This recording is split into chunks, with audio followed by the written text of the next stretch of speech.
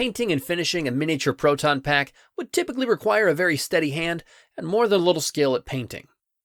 Alternatively, if you're like me and have neither of those things, a massive amount of patience will do just fine.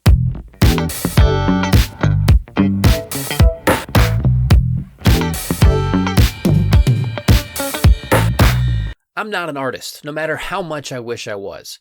I don't have an eye for light and shadow, I'm not great at mixing and matching colors, and my hand is about as steady as Gene Wilder's in Blazing Saddles. Look at that. Steady as a rock. Yeah, but I shoot with this hand.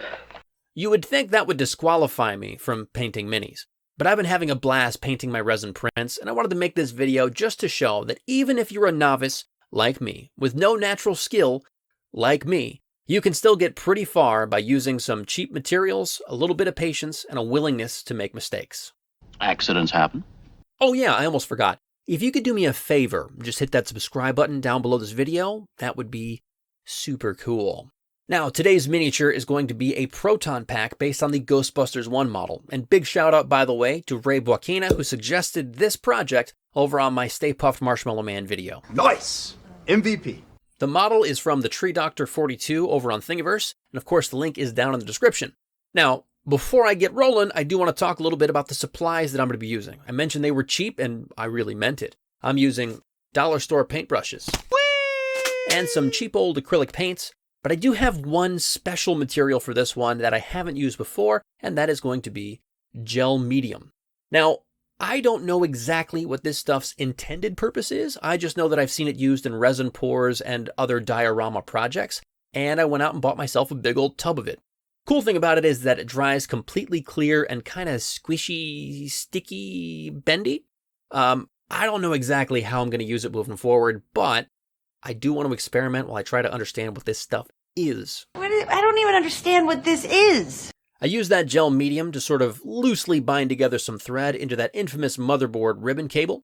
And then I also used it to create some of the thicker wires on here by taking single strands of thread and sort of doubling them up and gelling them together. Now, to create the vacuum-style corrugated hose, I took some insulated wire and some very, very thin little strips of heat shrink tubing, slapped them together, and used some acrylic paint in order to sort of dull the finish on it. Now from there, it was all just a matter of patience and tiny little detail work. So you know what? How about I show you a start to finish montage? Would you like that? Well, then let's do it.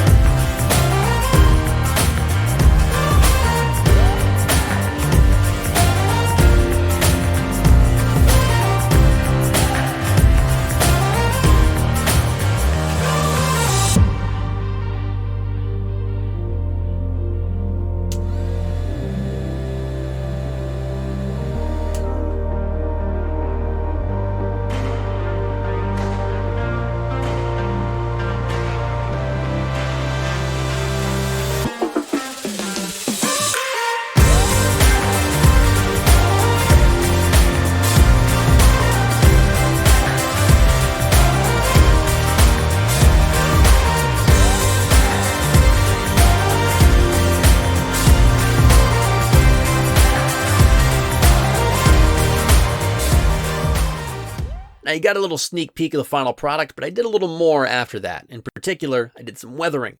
I accomplished that by doing some silver acrylic paint with a dry brush technique in order to create the appearance of some scratches and scuffs in the metal. But I also did a wash in some brown acrylic paint and in some green acrylic paint in order to create the appearance of some dust, dirt, and grime as well as slime. He slimed me. That's great! Now, let's get a good look at it.